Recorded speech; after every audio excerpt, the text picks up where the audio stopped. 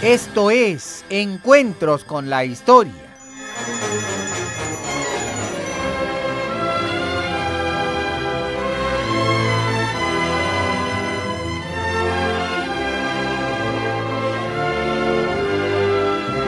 Hoy presentamos el capítulo 29 de la serie, El Imperio, 196 años de la grandeza azteca.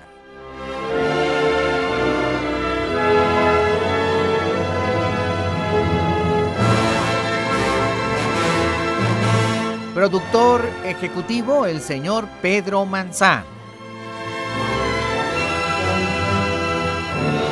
Productora general, Araceli Piña. Efectos físicos, efectos especiales, musicalización de la ambientación y operación técnica, Jorge Alonso.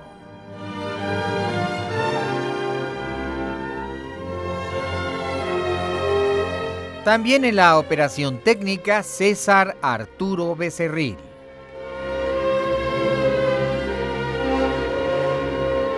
Investigación histórica, investigación musical y musicalización en la parte de contenidos, el señor Felipe Saldívar.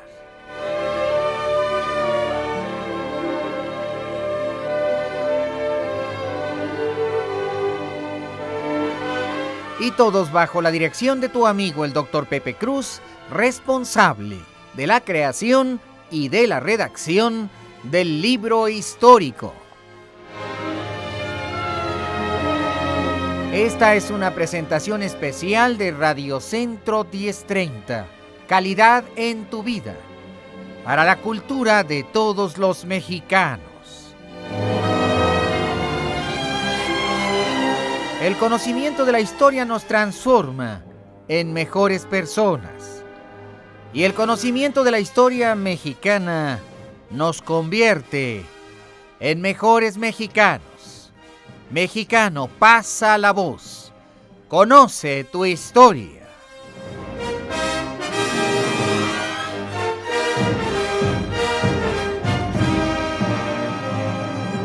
Era el año de 1503. En la cuenta cristiana. El formidable ejército que el imperio había levantado había llegado muy cerca de Icpatepec y de Nopala. El nuevo emperador, Moctezuma Xocoyotzin, asumía un liderazgo fuerte como el de Ahuizotzin. Nadie podría extrañar al gran líder y caudillo que había sido Ahuizotl, ya que la persona de su sobrino, el emperador Moctezuma, sumaba todas las mismas ventajas y añadía un carisma especial y un trato gentil. No en vano lo llamaban Moctezuma Xocoyotzin.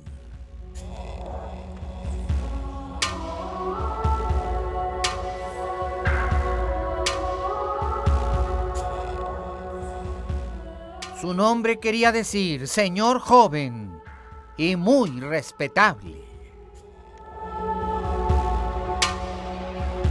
Sus tropas llegaron a admirarlo y a quererlo tan entrañablemente que muy pronto se olvidaron del gran Ahuizotl.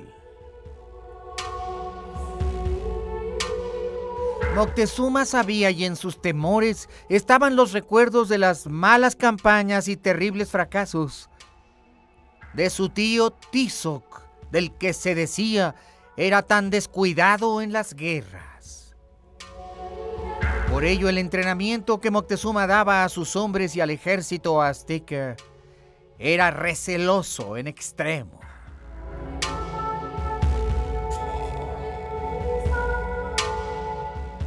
Moctezuma esperó y esperó semanas enteras antes de atacar. Quería que fuera un efecto rápido y fulminante, que acabara con el enemigo, teniendo además las mínimas pérdidas.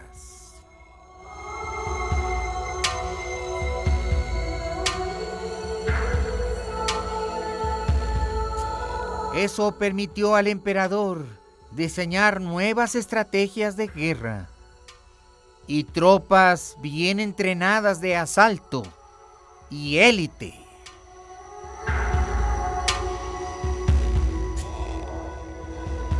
Dentro de estas tropas de élite existía un contingente llamado los Caballeros de la Noche o los Caballeros Ocelotzin.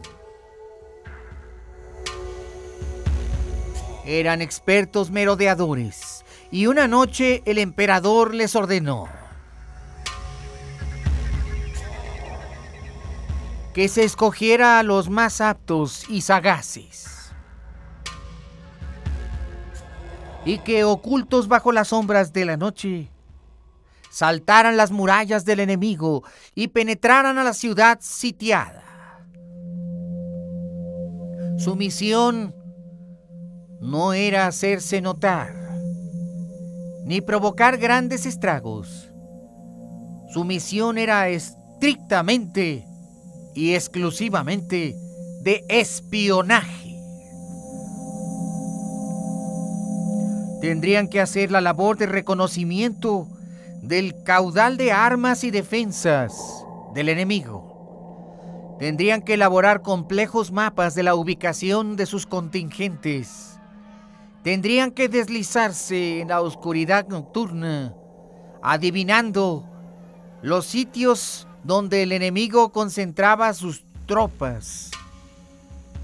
Si era posible, deberían hacer un reconocimiento completo de la ciudad, del ánimo de la gente, de su disposición a la batalla, de la cantidad de sus víveres y provisiones.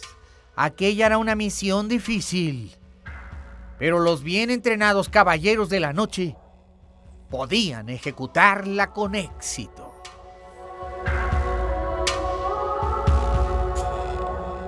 Las tropas del emperador Moctezuma, valiéndose de sogas, subieron a los muros. Encontraron dormida una gran parte de la guarnición enemiga. Pasaron por en medio de ellos.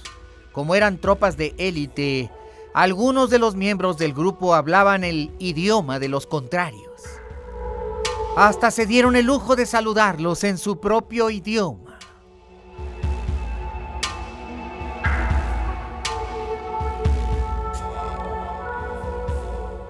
En algunas maniobras tuvieron inevitablemente que matar a los centinelas que por imprudencia les descubrían.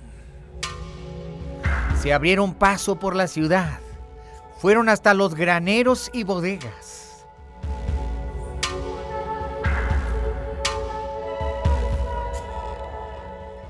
Penetraron inclusive en algunos hogares, se apoderaron de algunas piezas estratégicas, inclusive metates y vasijas, que llevaban como prueba de su hazaña. Inclusive robaron armas e insignias militares, banderas y espadas. Habían hecho un reconocimiento preciso del terreno. Conocían el número aproximado de hombres, el tipo de armas, las condiciones de la resistencia. El emperador quedó muy satisfecho.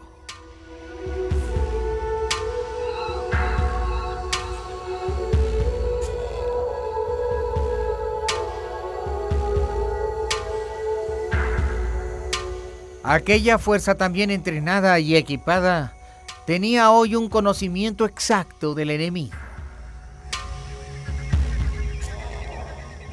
A la noche siguiente, el emperador pidió una reunión a los sacerdotes de Huitzilopochtli que siempre viajaban con él, con la estatua del ave colibrí.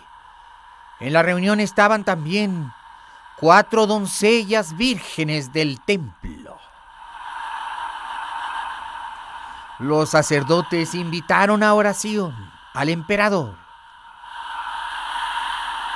Se prendió un gran pebetero sagrado que crepitaba con la fuerza de la leña. Aun a pesar de que aquella noche y en aquella tierra tan húmeda se acercó una poderosa tormenta. El cielo estaba enojado, la lluvia caía con furia y el trueno desgarraba los sonidos de la noche. Eran los jaguares de Tlaloc. Era una buena señal. A la mañana siguiente el emperador atacaría la ciudad. Era el momento menos probable. El suelo estaba enfangado. Aquella noche Moctezuma tomó su decisión mientras oraba y oraba. Y la tormenta arreciaba y enormes caudales de lluvia golpeaban a su ejército.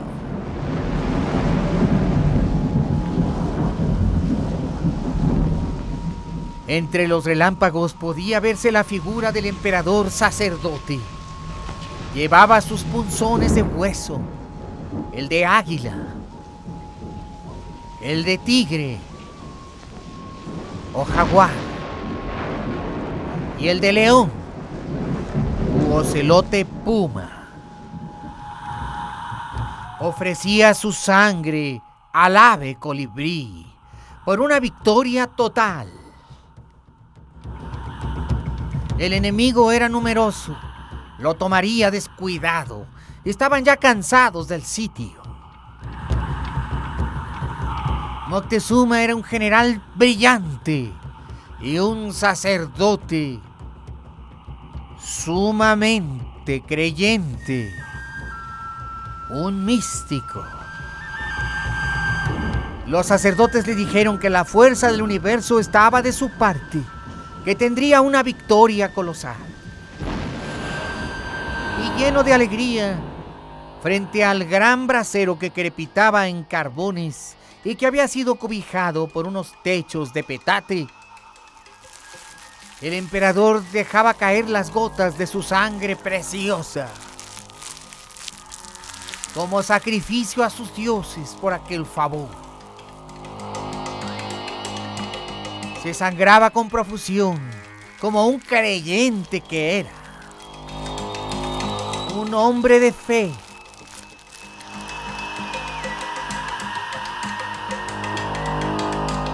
Se le dio a probar el hongo Teonanácatl para tener revelaciones divinas y tener contacto con su Dios, el Supremo, Huitzilopochtli, aquel por quien se vive y en la guerra aquel por quien se muere.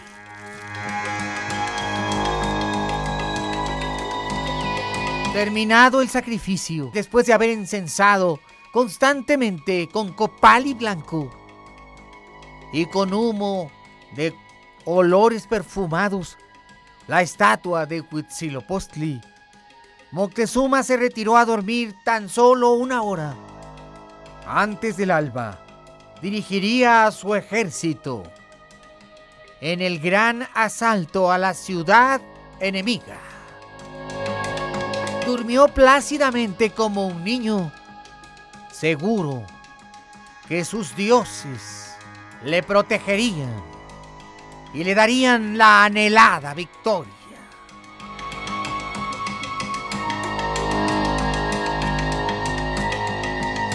Vamos a mensajes.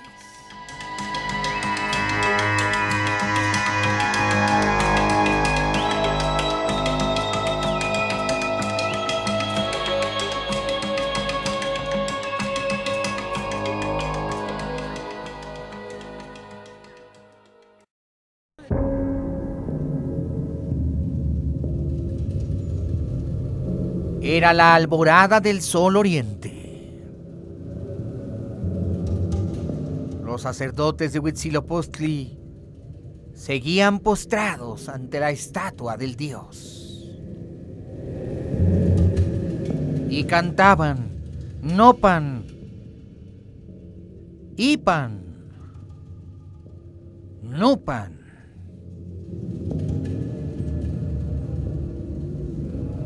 ¿Qué quiere decir? Mi bandera, nuestra bandera. Protege nuestra bandera.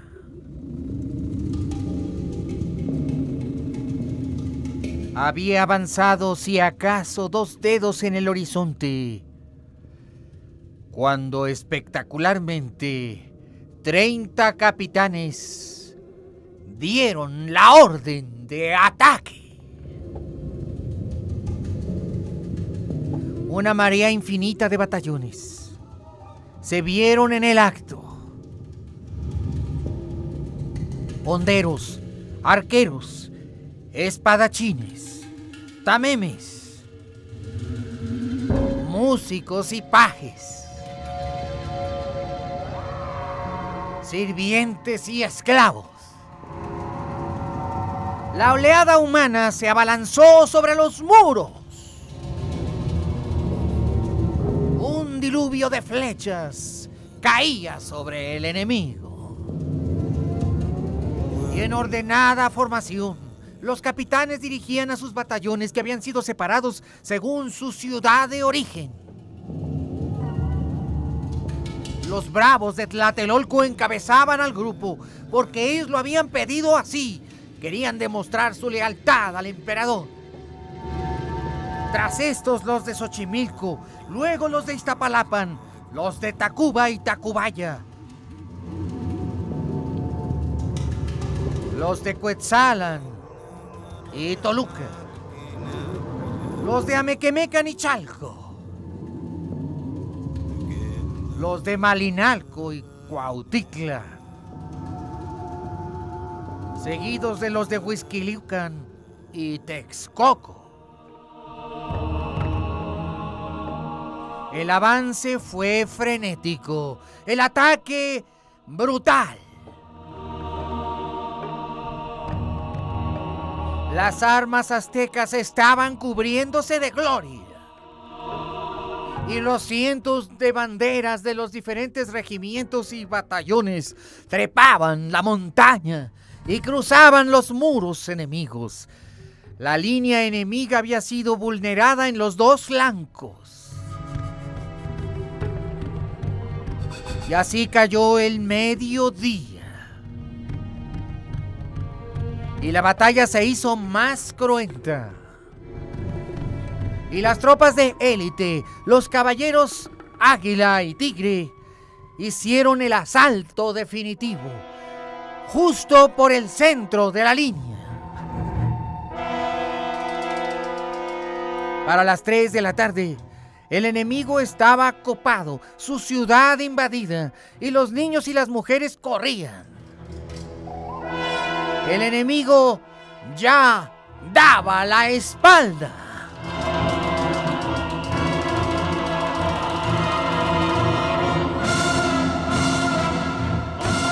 Era un espectáculo de horror, desolación y muerte.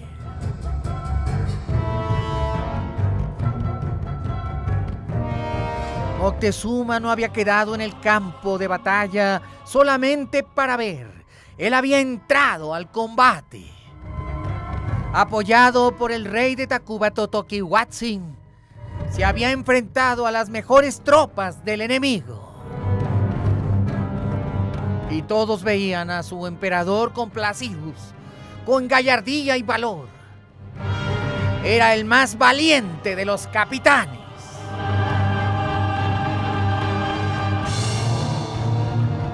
El enemigo se parapetó en diferentes líneas alternativas. Finalmente, al caer del día, cuando nuevamente el sol teñía con rojo el horizonte, pero esta vez en el poniente, todo estaba concluido. La ciudad estaba en llamas. Pero Moctezuma quiso ser benévolo con los jóvenes, con los niños y con las mujeres. Y detuvo la ira y la furia de sus hombres. Aunque era ciertamente tarde, porque muchos habían sido masacrados en sus propias casas. Pero la bravura azteca no podía mancharse con improperios, con bajezas, con cobardías. Y el emperador clamó indulgencia para los vencidos. Y los briosos caballeros Águila y Tigre obedecieron mansos. Moctezuma era el señor absoluto de la guerra. Su voluntad era ley. El imperio había triunfado. Era un éxito completo. Habían perecido miles de contrarios. Solo unas cuantas docenas de aztecas. Los dioses habían escuchado. O quizá el sigilo, la inteligencia brillante de su comandante. El hecho es que volverían a Tenochtitlan pronto, porque todas las ciudades enemigas, al ver las consecuencias de aquel ataque, se rindieron y humildes ofrecieron tributo. La campaña del emperador había sido un éxito y el tributo sería inmenso. Ahora había que volver a Tenochtitlan.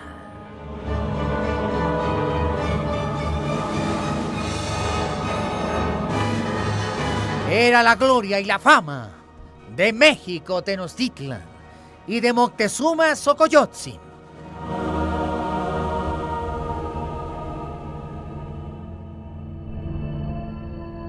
Vamos a mensajes.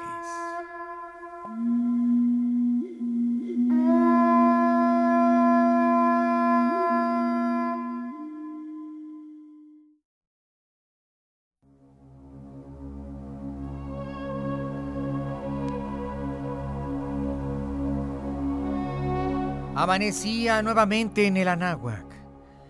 Las provincias de Nopala e Ixpatepec estaban pacificadas. Se habían nombrado nuevos gobernadores y se había dejado un destacamento militar.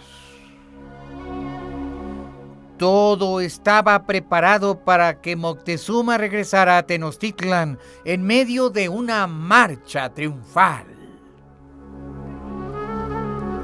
80,000 soldados le acompañaban y 5,100 cautivos.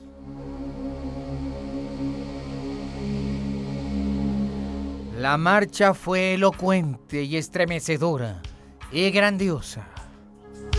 La fama del nuevo emperador superó a la de Ahuizotl. Una columna que se prolongaba por 50 kilómetros.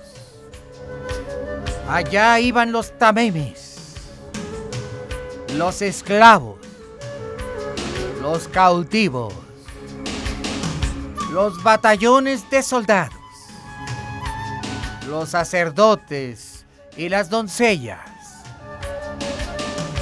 la inmensa cantidad de comerciantes poztecas y el séquito imperial.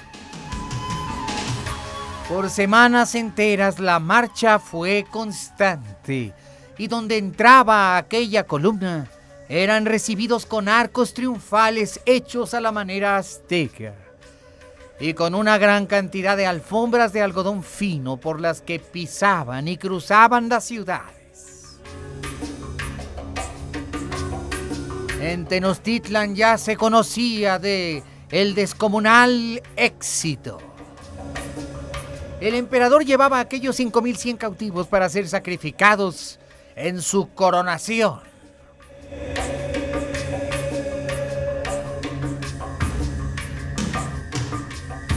La marcha fue cruzando lentamente serranías y valles y finalmente se acercó hacia los dominios del Popocatépetl.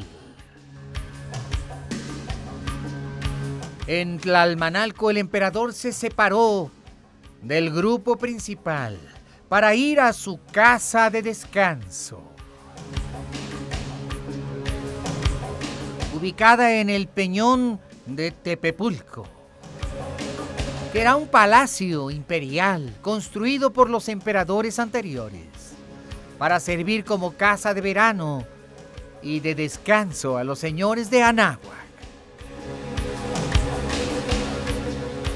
En medio de cortesanos y de sirvientes, Moctezuma descansó, pero algo estaba tramando el nuevo emperador.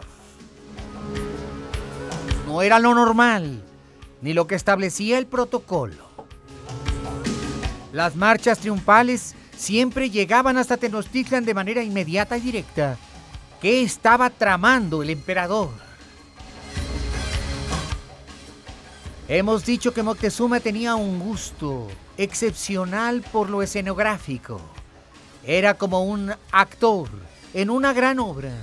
Por lo tanto, ordenó que toda la inmensa columna del ejército, los comerciantes y los cautivos se detuviera a orillas de la laguna. Quería que su entrada triunfal fuera recordada por los siglos como una apoteosis increíble. Esperaría ahí semanas enteras para adornar al ejército y traer todo el tributo y exhibirlo en bandeja de plata a sus súbditos. Finalmente, el Cihuacóatl del imperio, Tlilpotonki, le alcanzó en el palacio de verano. Sus órdenes eran precisas. Se pintó a Tenochtitlan, se le adornó con flores, se le colocaron miles de pebeteros con aromático copali. Se blanquearon las escaleras. El emperador entraría como nunca antes lo había hecho otro, en una barca imperial cubierta de laminilla de oro, en donde irían como reveros solo príncipes.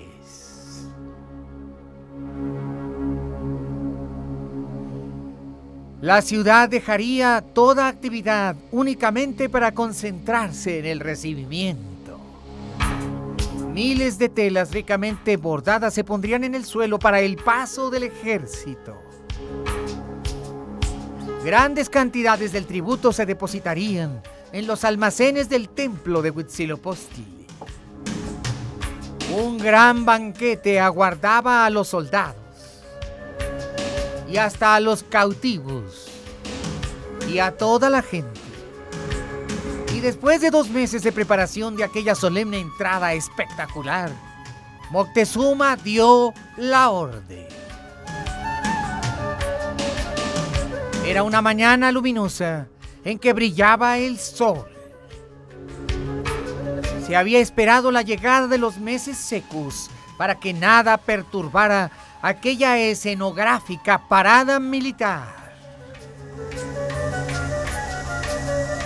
El emperador, vestido en todo su esplendor, con un penacho inmenso de 3 metros de diámetro, como el que hoy contemplamos en el Palacio de Schönbrunn en Viena, o en su réplica en la Sala Mexica del Museo Nacional de Antropología, estaba sentado en un trono dorado, en una barca que había sido cubierta de paños hechos con algodón fino y oro. Estos paños, a manera de palio, impedían que los rayos del sol lastimaran a los príncipes que iban en ella. Era tan grande que cabían 40 señores en la barca. Mientras tanto, las columnas del ejército avanzaban sobre Tenochtitlan. En grupos de 2 iban primero los cautivos para el sacrificio. Junto a estos, los templos habían enviado un contingente de 7,000 sacerdotes. Y los monjes cantaban e incensaban. Las doncellas vírgenes del templo danzaban. Era tan espectacular aquella entrada que Anáhuac jamás la olvidaría. Los cientos de miles de espectadores veían desde la distancia, en barcazas, azoteas, en las orillas de los caminos, en los puentes de madera que unían las calles de tierra. Los niños se subían a los delgados árboles de huejoque para ver el espectáculo. Las mujeres que lavaban a las orillas de la laguna dejaron de hacer toda cosa para no perder aquella fiesta. Era espectacular la columna. Tal vez unos 40 kilómetros. Más de 100,000 almas desfilaban. El emperador primero tomó su palanquín y fue en él. Pero al llegar a la fortaleza de Xolotl, como una deferencia de humildad, bajó al suelo y anduvo por su propio pie. Era el más amado señor de Anáhuac, y su pueblo le reverenciaba, tocando con su mano el suelo, y luego llevaban el dedo a la boca, y se inclinaban 60 o 70 veces diciendo: Señor, grande encarnación de nuestro Dios, poderoso Señor, Moctezuma Xocoyotzin, encarnación divina de nuestro sol. Moctezuma lo había logrado, lo que parecía imposible. Era tanto su boato y su grandeza, que hasta la huella de un emperador tan grande como Ahuizotl se perdía en la niebla de los años. Y conforme avanzaba el interminable desfile, los tenochcas se maravillaban ante el espectáculo que contemplaban sus ojos. El emperador se había encargado de que aquel desfile no tuviera otro igual en la historia. Los portadores tamemes traían cientos de cacatúas y de pericos que imitaban la voz humana y hablaban diciendo loas a los dioses. Y la gente se maravillaba al ver aquello que no podían creer.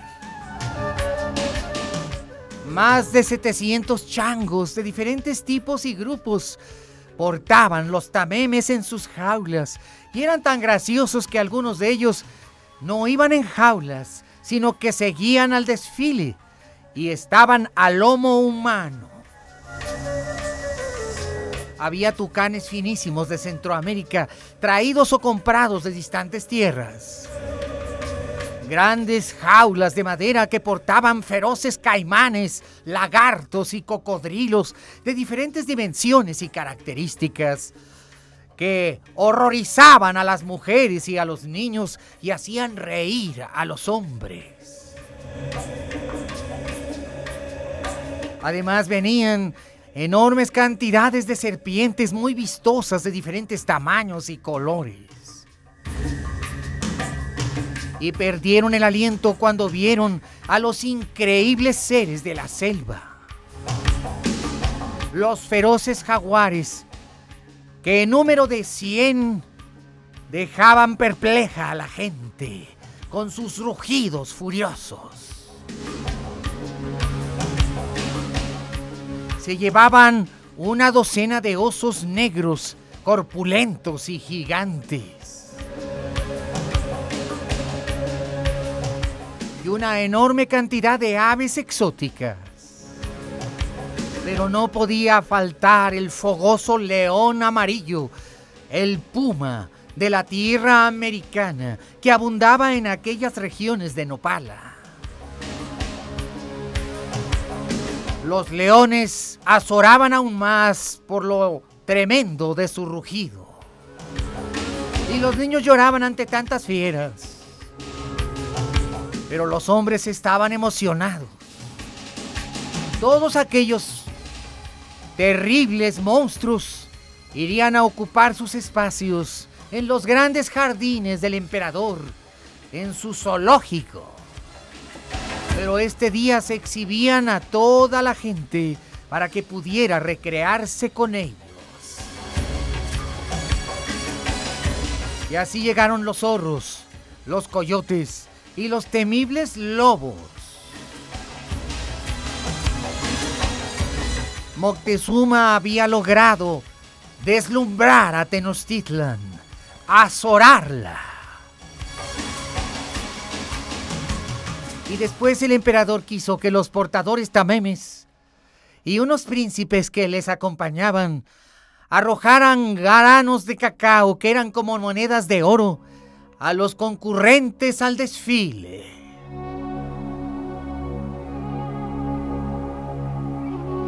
El viejo sofisma al pueblo pan y circo también se aplicó entre los aztecas.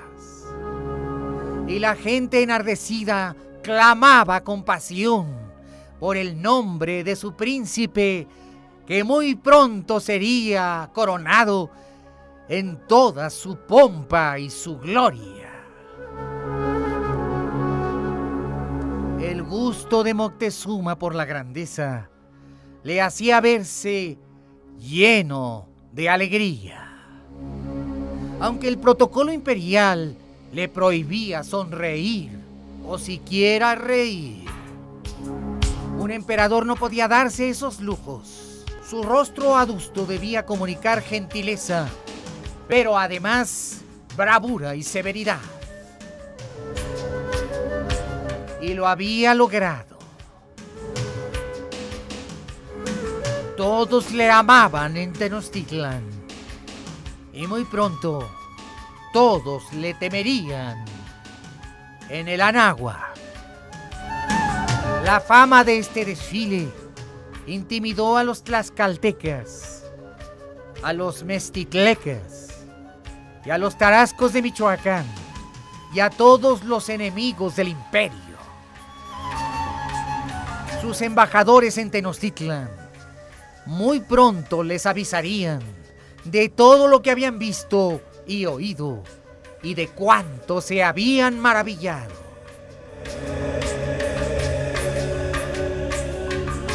Finalmente el emperador llegó al recinto máximo de los 78 edificios y tendría que subir todas las escalerillas que conducían ante la casa del ave colibrí.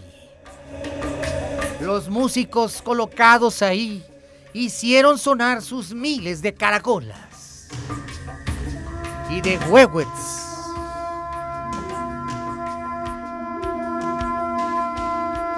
Rodeado de cientos de sacerdotes que sahumaban al aire, el emperador subió. Se inclinó 13 veces frente a la estatua de su dios. Le incensó. Y después, postrado y besando el suelo, como súbdito de este, oró. Y agradeció su éxito, no producto de sus merecimientos, sino de la buena voluntad de aquel por quien se vive. Y dejó una tercera parte del tesoro obtenido en los patios para que fuera repartido a su casa. Azorados miraban a la distancia a todos sus súbditos la delgada figura de aquel emperador de 35 años. Bien parecido, muy atractivo, musculoso y muy delgado, de cara afable, bella, hermosa, a gusto de las mujeres. De extraña tez tan pálida, que no era moreno y casi blanco. Y usaba bigote y una pequeña barba, a la manera azteca, semirrala, que con aquel enorme penacho que el viento agitaba, realmente más se asemejaba a un héroe mitológico que a un hombre. Y después, al descender las gradas, se escuchó el canto de los sacerdotes y nuevamente el sonido del caracol. Y el viento agitaba las banderas, miles de pantlis que había en todas direcciones. Después de haber cumplido sus deberes religiosos, el emperador se dirigió a su Tecpan para presidir el gran banquete. Ese día Moctezuma había ordenado que se cocinara tanta y tanta comida que saciara todos los estómagos de la ciudad. Y había cientos de cocineros y miles de portadores que llevarían a todos los barrios la comida imperial. En aquel día, todos comerían en abundancia, ricos y pobres, nobles y más iguales. Todos, sacerdotes, niños, mujeres, simples campesinos, todos comerían de manteles largos por cortesía del emperador. Y llegaron a pensar y a decir: realmente es tan grande, realmente es tan hombre, realmente es tan sublime nuestro joven y noble señor, que ha pensado en todos, para que en todos haya alimento y regocijo, sin importar su condición social o económica. Que Él nos gobierne, que Él se corone.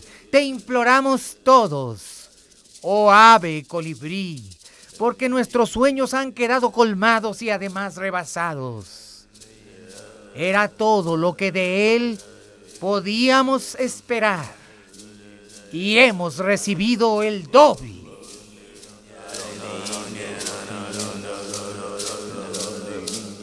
Pero era un montaje esmerado. Aquel emperador que gustaba de la escenificación teatral había logrado su cometido, como si fuera uno de los grandes publicistas del siglo XXI. Todos hablaban de él, con provecho y con virtud. Sin duda, el emperador, además de serlo, era también el mejor de los políticos. Y Tenochtitlan danzó y bailó y comió en abundancia, y el imperio recordó ese día con el mayor gusto y júbilo. Y ahora sí, al día siguiente, el emperador ordenó a los sacerdotes que se eligiera el día para su coronación. Y cuando finalmente, consultando el Tonalpohualli, estos le dijeron el día, Moctezuma asomó por su Tecpan y por una gran ventana que contemplaba todo Tenochtitlan, acarició la hora diciendo: id e invitad a todos los reyes de la tierra, invitadles a la coronación de Moctezuma. Es mi voluntad y la de los dioses que todos estén presentes, porque este es el día de la gloria y de la honra de México Tenochtitlan.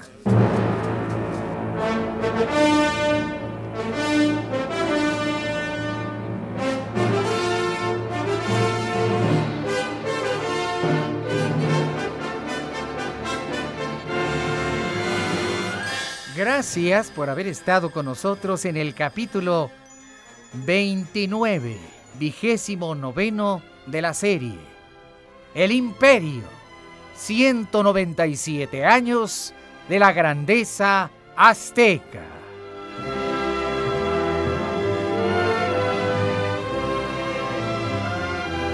El conocimiento de la historia nos transforma en mejores personas. Y el conocimiento de la historia mexicana nos convierte en mejores mexicanos. Mexicano, pasa la voz y haz un esfuerzo, un verdadero esfuerzo por conocer tu historia.